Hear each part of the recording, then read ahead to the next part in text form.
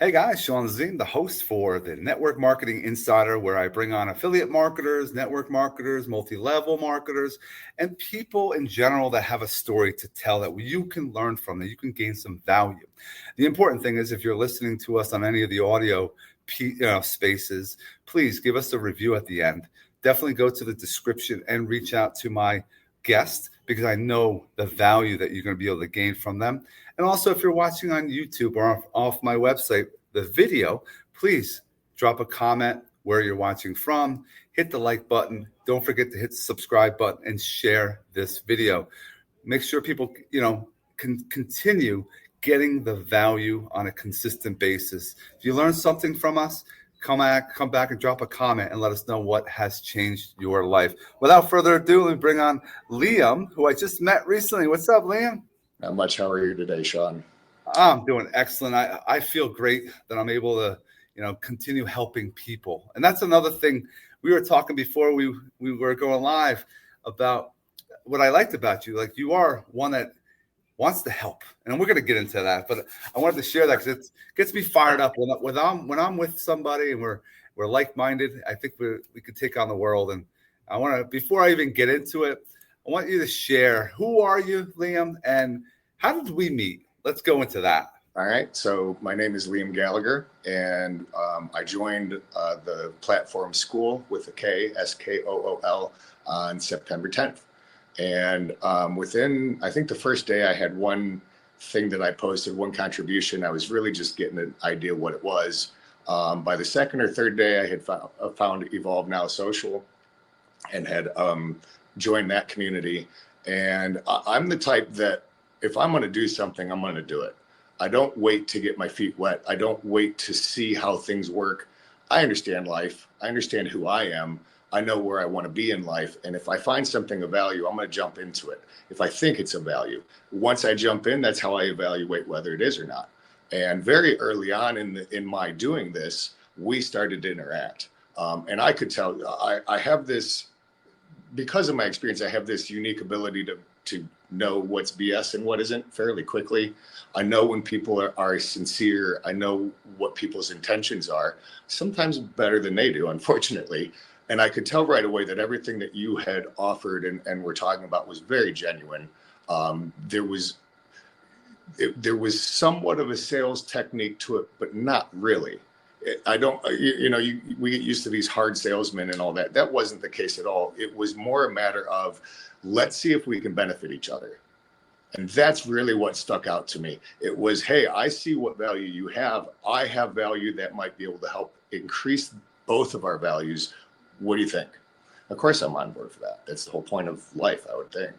Right. And it's funny you said Skool. I always say that. I'm like, guys, it's not S, it's Skool. And I always say that to people too. And they're like, wait, Skool, you're not spelling it right. I'm like, no, the one that we're talking about is community driven. Right. That's online. That is powerful. It's taken over. It's a disruption, I think, on the social media platform. Because I found Facebook, Instagram, there's algorithms. And you don't get to see all the stuff, or people don't get to see the value that you're consistently putting out there because it's only what they want to show. But inside Skool, it's different. And that's what drew me to it as well. I enjoy it. I like how there's the messenger. You can meet people, have conversations.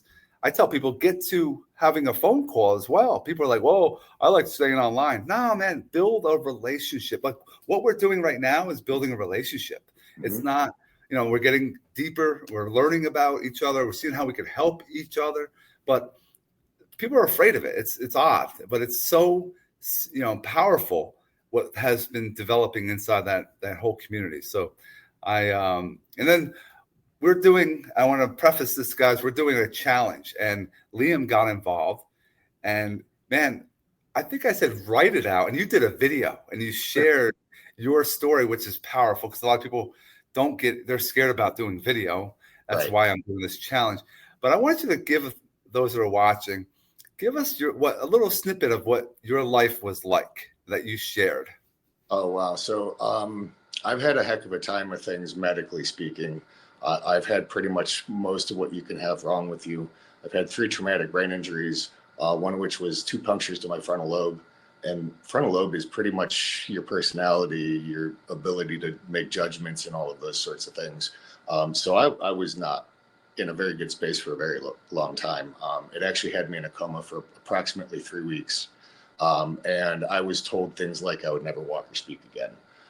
And I mean, everybody's entitled to their opinion, but just like everything else, until I know one way or the other, I'm going to keep at something. So essentially what I've done is I've created a lifestyle out of what my negative experiences were, a healthy lifestyle. I eat very clean diet. I don't do I do no fast food at all. I avoid the processed foods and all of that. But I've also learned functional living as a result. And that's really what's taken me the farthest, understanding how we function as a human animal and addressing those issues directly so that I can truly move forward instead of just kind of moving forward. So, yeah, we have a lot of people that are in online space and I find that personal development, dealing with mindset is so important because it's not easy. Everyone wants to make it rich by just signing up for something that could be free, a couple bucks here, a couple bucks there, and they think they're going to get rich overnight. There's work involved, but there's rejection. How do we help people with that type of problem or issue? How do we help them get to the next day? Well, I mean, to have the expectation that you're not going to have rejection in life is really silly. So one of the things that I've learned is, and I'll use mistakes to kind of explain it. I've made so many mistakes in my life, I can't even count. I'm pretty sure everybody's in that same boat. But here's the reality of it. Almost all the mistakes I've made, I was able to fix. I was able to do something about whatever the repercussions were. There's been very, very, very few mistakes that I've made in my life that were devastating that I couldn't do anything about.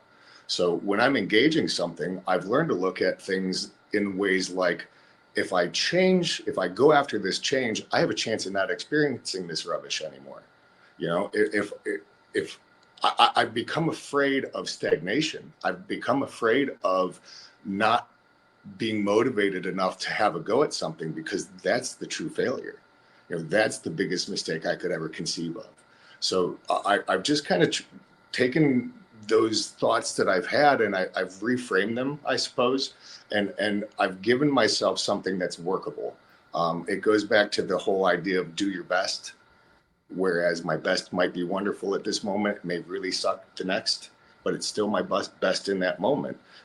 As I started to really truly adopt those sorts of philosophies, that's what's allowed me to be as resilient as I am. So I do my best to let people know, hey, it was a mistake, whatever. This is what you could potentially do about it if you're interested.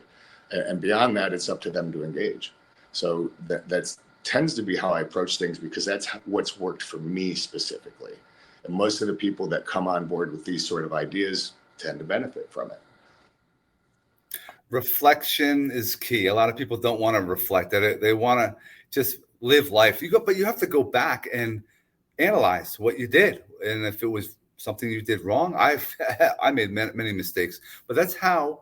If you talk to anyone that's successful in life, wherever you want to get to, whatever that success is in your mind, ask that person, and they'll tell you how many times they failed.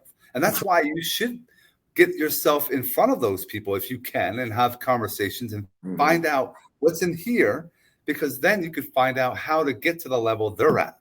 But people they say, oh, I can't, like what we're doing right now and sharing our value today. Sometimes I have people that, oh, I can't do that. I don't want to share my secrets. What happens if someone, learns them? Most of the stuff that's out there that we share is already someone else has done. We just have our twist to it. But there's a lot of people that are not action takers. Right. They don't try it because, what happens if it doesn't work? What happens if it does work? It's interesting that you specifically comment on that. One of my favorite techniques is how to write default network mode, and it's more than just mindset. It's literally the basis for your judgment and decisions and all of that. And I'm a little bit afraid of people stealing it, so I copyrighted it, of course. And honestly, I share it with people all the time. You know how many people have actually tried it? Probably 3. It's a bit frustrating at this point. I kind of laugh about it because it's like, if you just did this for a month, you'd be shocked at how different your life is. And not only that, it's a tool that you can repeatedly use throughout your life. I recommend people use this every 1.5 to 3 years, depending on how many changes are being made. So it's so poignant for you to say that most people aren't action takers. Most people are stalking these sites. They're looking at posts, and then they try. And it's like, wait a minute, this isn't how that was supposed to work. What just happened? It's because they're so busy in their own world that they don't have any idea that there's so much more out there. There's so much more available, and I think that limits people as well. I think that people will get exposed to that for so many times and so much that they don't know how to engage anymore. That I see it all the time in our school groups. People have all this information, and even though a bunch of people talk about you got to apply information and this is the method that I used to apply, nobody's doing it anyway. But then the other day I posted something. Somebody made a comment about feeling like she's letting the team down. So instead of just saying, "Oh, you're not doing that," because everybody's going to say that, I gave her a specific example of how I approached the same situation that she's complaining she's not sure of how to do, word for word. And ironically, the person who I did this with has since joined the group, and I was laughing with somebody last night. I hope she sees it, because I was honest with it. It wasn't a sales technique. I was showing somebody what they apparently weren't aware of, and I've since had this person comment that it was very helpful. So I've learned that being the example and really putting myself out there and not being afraid of the attacks and the rejection and all that comes with it is the only way all of us are going to get anywhere forward. So those few of us that are the action takers, it's almost in a way our responsibility to encourage other people. I think I made a comment to you the other day about how some people need to feel like their hand is being held, even if it isn't really. And that's true. In a lot of ways, I think we've all been there at some point.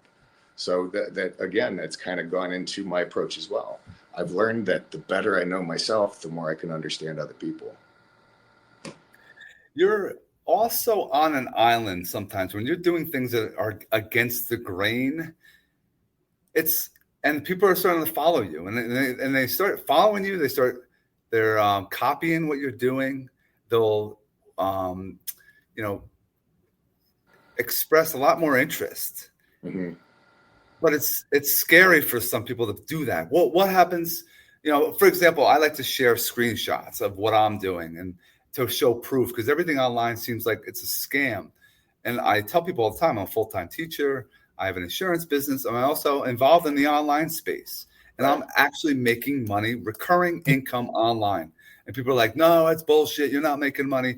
And I share what I'm making, and I'm proving it, not to show off, but to show, look, if you want to, stop complaining of what you're doing and stop stalking what I'm doing, which I know those are out there watching me. They're looking, a lot of them are haters. They are hoping that you fail, which that's kind of like gets back into talking about why. So it drives me too. Another part of my why. I want to impress them. I want to show them, look, if I can do it, you can do it. And I'm almost at $500. Once I get to $1,000, people are going to be like, I need to know what you're doing. And they're like, but why does it have to get to that point? If they know who I am, they trust me already, but they're not educated. It goes back to learning all this stuff and never applying it. You're wasting your time. But people do that every day. They listen to podcasts. And there's important value in there that you can share with people that can continue that value. You can do your own twist to it. You can educate and help someone else. And it's not all about sales. Like you said something about, it wasn't like a sales pitch or whatever. We're sharing. When you're sharing what you're actually doing, it's more authentic. It's more real. And if I'm doing it, you can do it too. But people are afraid. They get afraid. But getting outside that comfort zone that's what changes things. You have never been on a podcast before, I'm assuming. That's correct. what clicked? And I know the answer already, but I want to hear more detail because I know how expressive you can be with your words. What made you decide on, Sean, let's do it?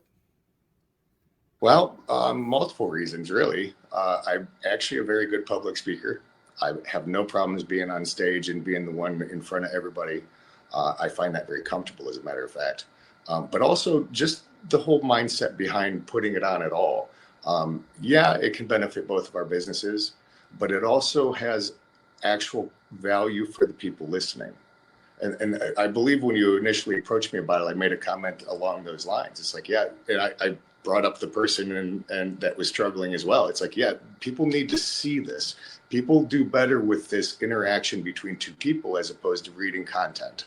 So it's more human because of the interaction. They tend to absorb it better. I think some of the early workshops I watched on the school platform talked about that specifically, that lecturing to people really doesn't work all that well because they like the engagement. It's more natural. It's more human. I never like being lectured to. I have to watch that I don't do it to other people. I do have a tendency of throwing encyclopedias, as it were, but that's just because of my passion.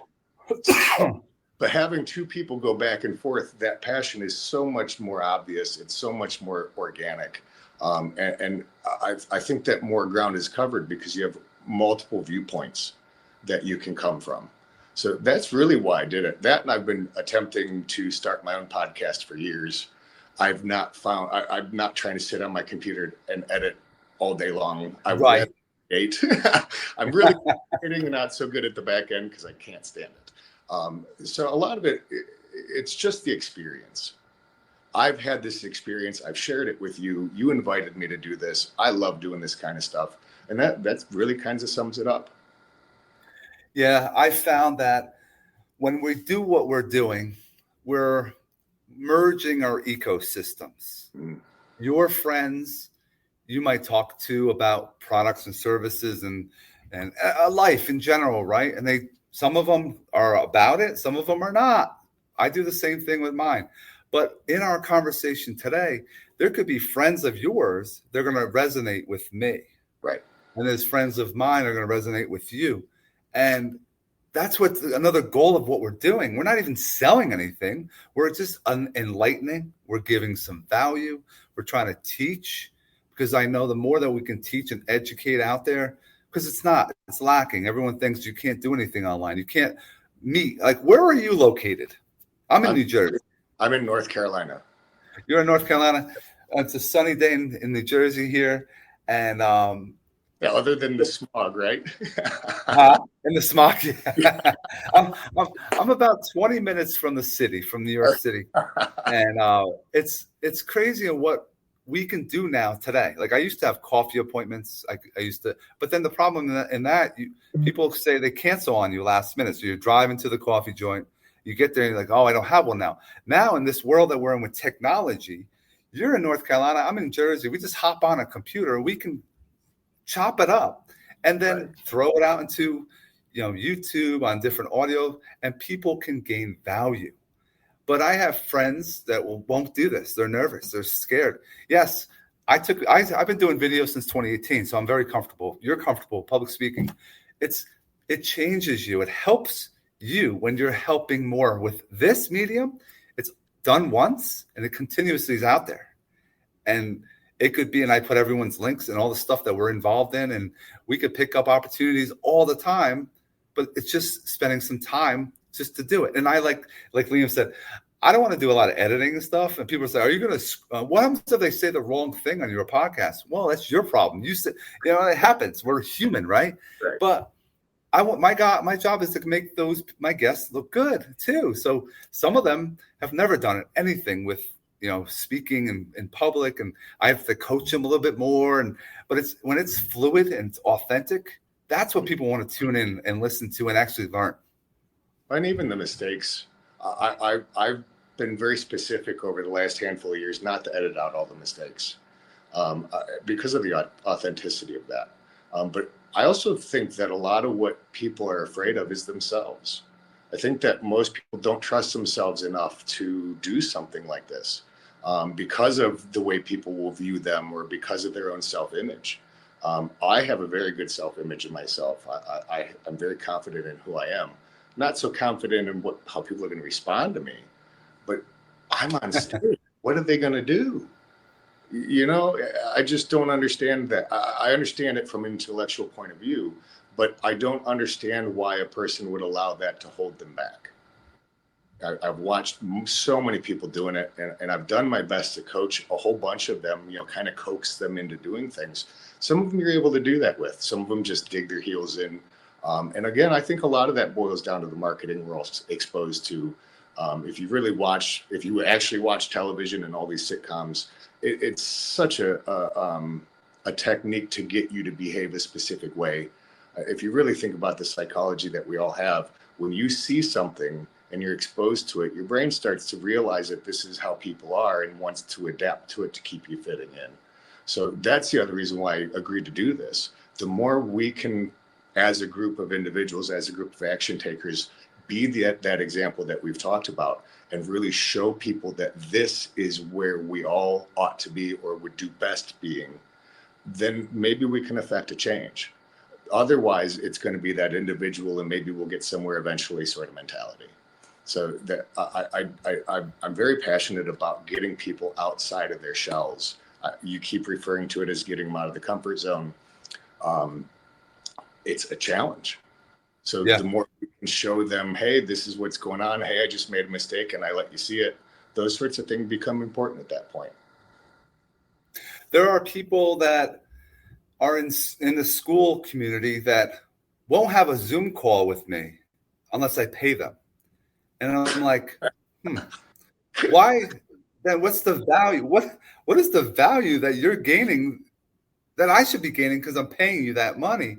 Right. And I asked, well, I'll just wait. I'll wait down the road. We'll do a collaboration. Why should I have to pay you? Oh no, that option. I gave you a 15-minute window. You didn't make it, and that's it. And I'm like, that's odd to me because we should always be able to communicate. Everyone has the phone, right? Everyone likes the phone. I'd rather have a FaceTime with someone and see. I never thought this was ever going to happen. You know, like when I was growing up, I'm 49. We didn't even have phones. We had beepers. We had to call collect on a freaking payphone. I remember that. And the long cord at home. You had to, hopscotch. You did the jump rope and everything.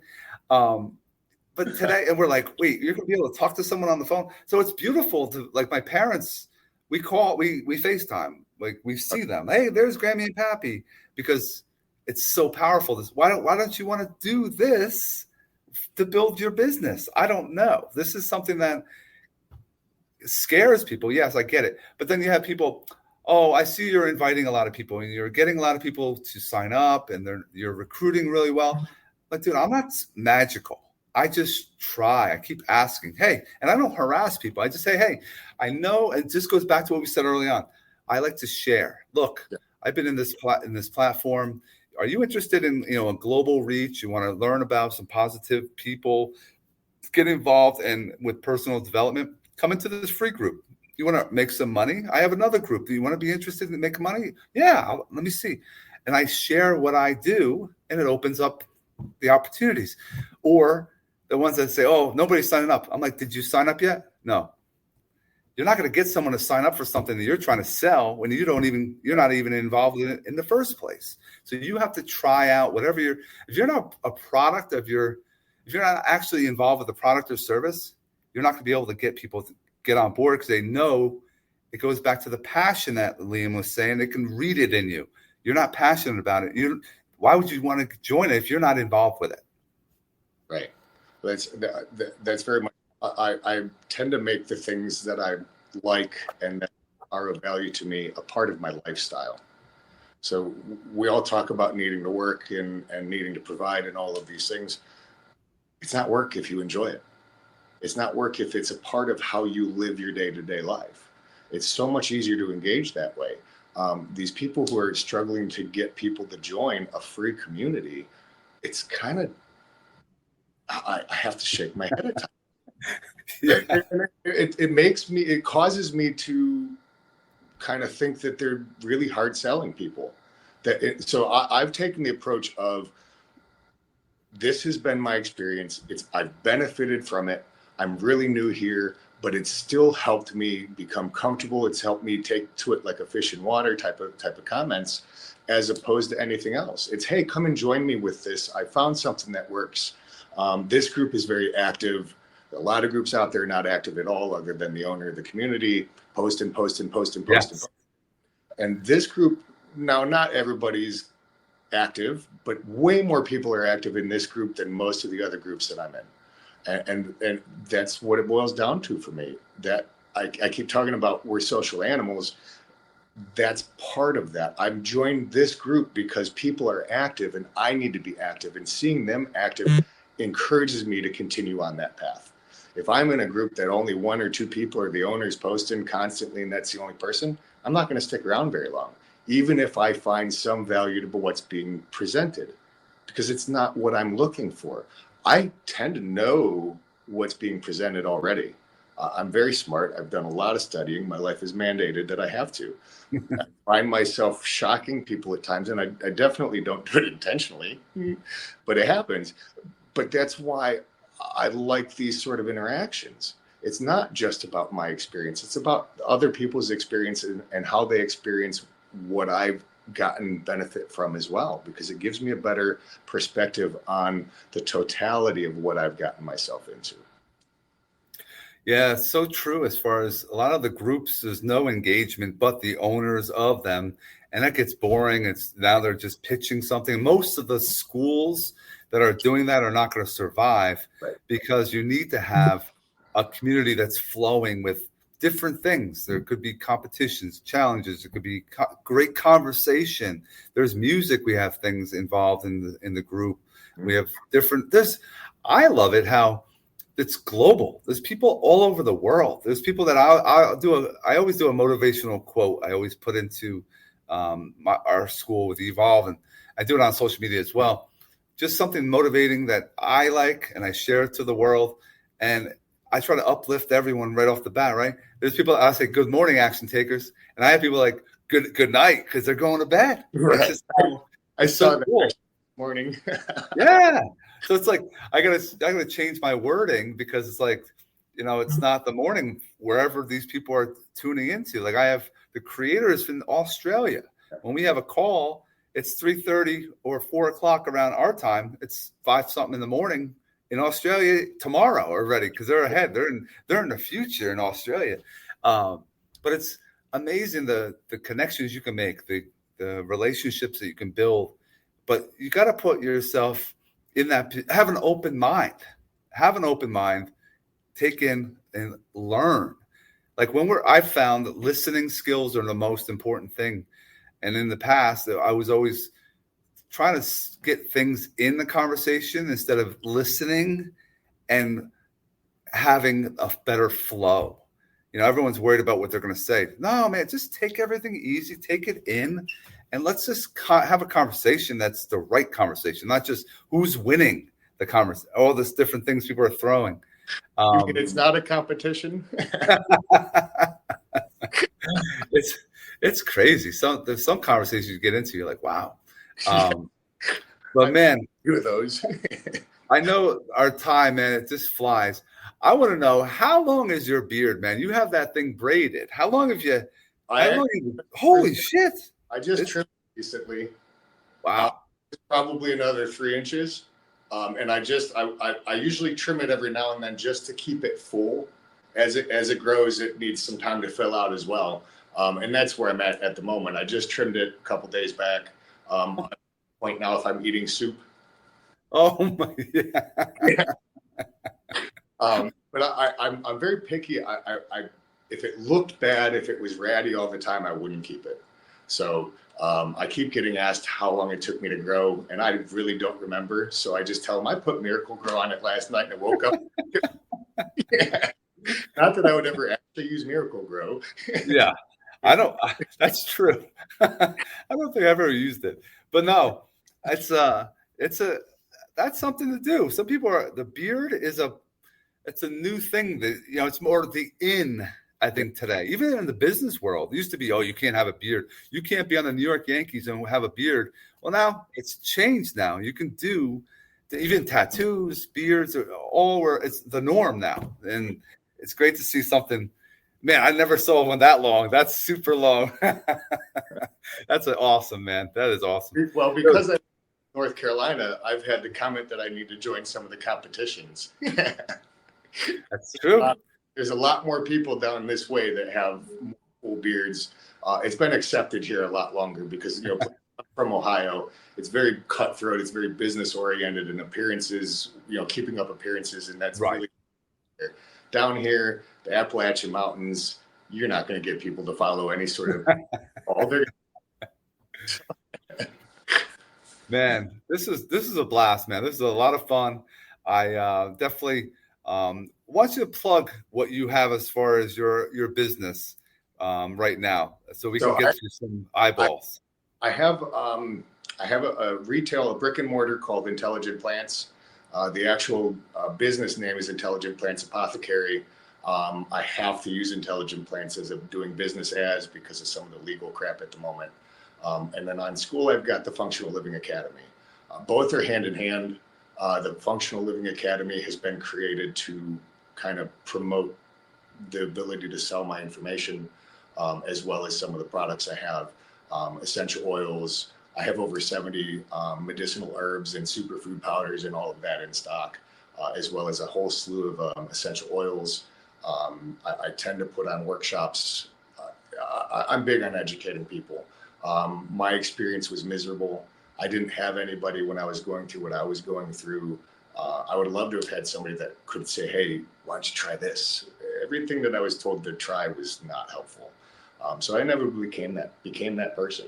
I'm very passionate, as it's pretty obvious. I'm pretty passionate about what I do, but that's because I have nothing but benefit from doing it. So I would love to see more people rely on some of the natural things. It's actually how I overcame most of my medical problems. It took me a very long time, but consistently giving my body the right nutrients.